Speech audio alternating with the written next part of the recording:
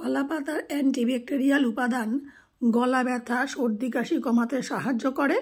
কলা পাতায় থাকে অ্যালেন্টাইন নামে একটি উপাদান যা পেটের যে কোনো সমস্যায় গুরুত্বপূর্ণ ভূমিকা পালন করে। এছাড়াও যাদের পেটের ক্রনিক সমস্যা থাকে তারাও যদি কলা পাতায় খেতে পারেন তাহলে খুবই ভালো। কলার পাতায় পলিফেনল থাকে যা সবুজ চায়ে জৈব অ্যান্টিঅক্সিডেন্ট থাকে। এই পলিফেনলগুলি শরীরের সমস্ত ফ্রি র্যাডিক্যালসগুলির সাথে লড়াই করে এবং অসুস্থতা থেকে রক্ষা করে।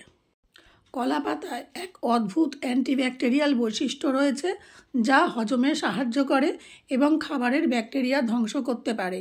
কলার পাতায় একটা মোমের আবরণ থাকে যা তাদের একটি চকচকে চেহারা দেয় এবং এইটি পরিবেশিত বাষ্পযুক্ত খাবারের একটি হালকা স্বাদ এনে দেয়। কলা পাতা থেকে খাওয়ার অভিজ্ঞতা সমস্ত ইন্দ্রিয়কে উদ্দীপিত করে। আপনি যখন একটি কলা পাতা থেকে খান তখন আপনি আপনার খাবারের দিকে মনোনিবেশ করেন এবং এর গঠন অনুভব করেন। এটি খাবারের শেষে আপনি যে তৃপ্তি অনুভব করেন তা অনেকটাই বাড়িয়ে তোলে।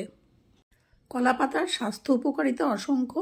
এগুলি হজম সংক্রান্ত সমস্যা যেমন কোষ্ঠকাঠিন্য, ডায়রিয়া এবং পা ফোলাতে সাহায্য করে।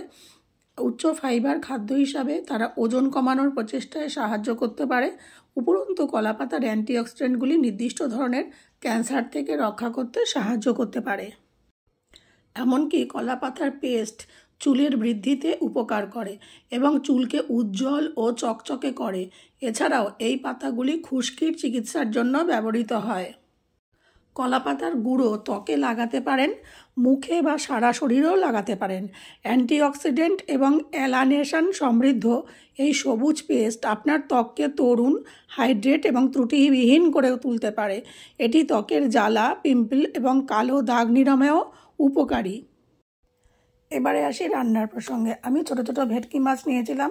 সেই ভেটকি মাছটাকে গন্ধরাজ লেবুর রস, গন্ধরাজ লেবুর জেস্ট, নুন, হলুদ, পেঁয়াজ বাটা, আদা বাটা, রসুন বাটা সমস্ত কিছু দিয়ে, লঙ্কা গুঁড়ো, কাঁচা লঙ্কার পেস্ট সমস্ত কিছু দিয়ে মাখিয়ে রেখেছিলাম প্রায় 15 থেকে 20 মিনিট।